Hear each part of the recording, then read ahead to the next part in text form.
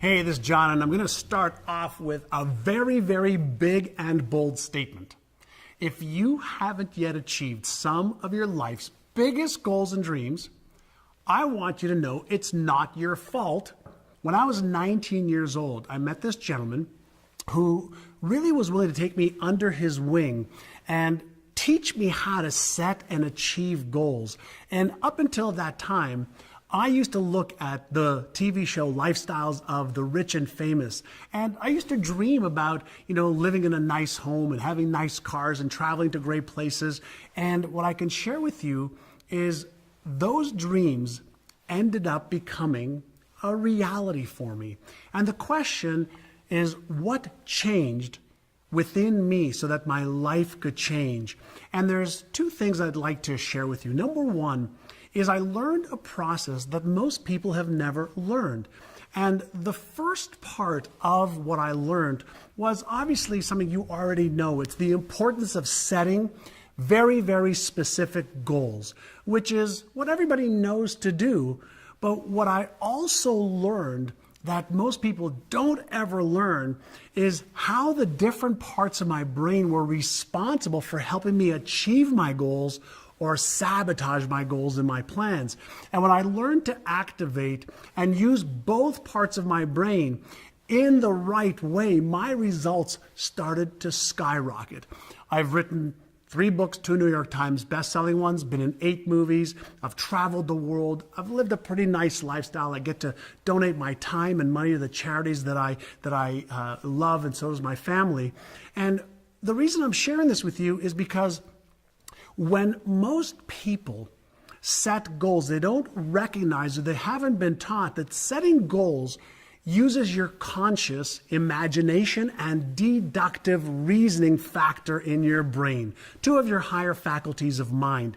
And an image that I want you to take a look at is this image with the flea and an elephant. And imagine having the flea try to tell the elephant where to go. Well, you already know the answer. The elephant's going to do what it wants to do.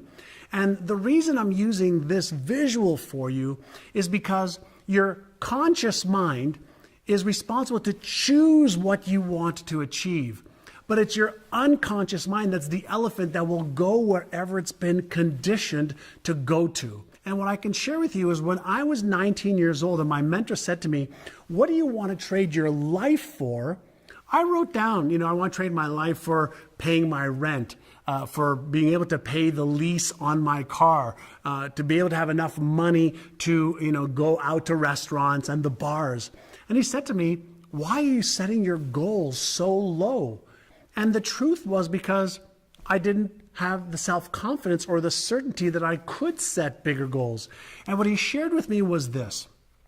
He said, take your imagination and write down all the goals for what it is that you want to achieve in health, wealth, relationships, career, business, finances, fun, experiences. As much as you can dream and imagine, he says, use that part of your brain, like the flea, the small part of your brain, like the flea, to choose what you want to achieve.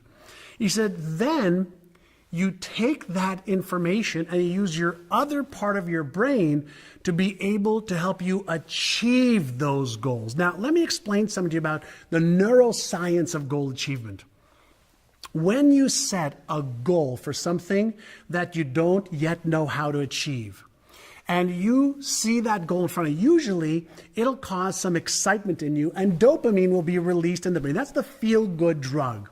But as soon as that happens, another part of the brain takes over that comes up with all of the excuses and stories and reasons why you can't achieve that goal. It's the error detection mechanism in the brain, which is the default mechanism in the brain that kicks in. And what happens is most people don't understand that this is just how the process works, but they can override that process and really start to work towards their goals and dreams. The other thing that happens when you set a goal that you really want to achieve and you see it in your mind's eye, you're activating the occipital lobe part of your brain, and you're activating other little mechanisms in the brain that causes motivation to be really, really high. Now, the key is to keep that motivation high versus allowing the other parts of your brain to trip you up and cause you to have procrastination or excuses or tell yourself stories as to why you can't achieve it. Let me give you a couple things just to think about. When John F. Kennedy wanted to send a rocket ship and a human to the moon, they didn't know how to achieve it yet. When Bill Gates wanted a computer in every home, that was a vision and a dream. When Steve Jobs said, I'm going to put 1,000 songs, in your pocket, initially when they had the vision or the goal or the dream, they didn't know how to achieve it. And in many cases, the technology didn't even exist. And here's something I learned. How to achieve a goal will always come after you set the goal. Clear first, okay, on what do you want to achieve in your health. So your spiritual health, mental health, emotional health, physical health, your net worth and your income. What specifically would you like your relationships to look like and feel like? If you have a business or you want to start a business, what is the goal for your business? What about charitable contributions of time or money? What about fun and experiences and having some amazing, fun experiences in your life? Contribution to your neighborhood, to people in your community center, to people around the world. What books do you want to read? What courses do you want to take? What I'd like you to do is I want you to dare to dream again, and I'll show you how to achieve your goals, okay? Don't worry about how yet. Get clear on what. And I'm going to get those goals into the other part of your brain, and what we're going to focus on is the critical things that you need to do to keep your motivation high so that you don't just set goals and stop them, which is what most people do within 7 days. I want you to be motivated to achieve your goals and use your brain and your emotions and your physical body to move you in that direction every single day.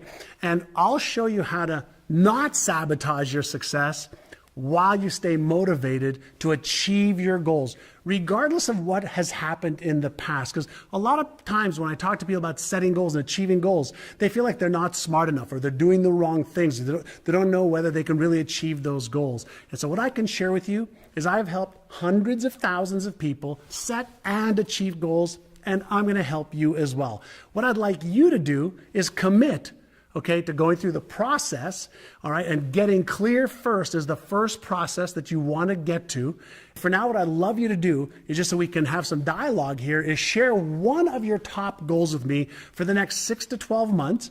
And after you do that, just click the share button and help me spread the love and help me spread the training around, all right? So let's get that done. Put one goal down, hit the share button, and get clear on your goals in the next, let's say, 12 hours.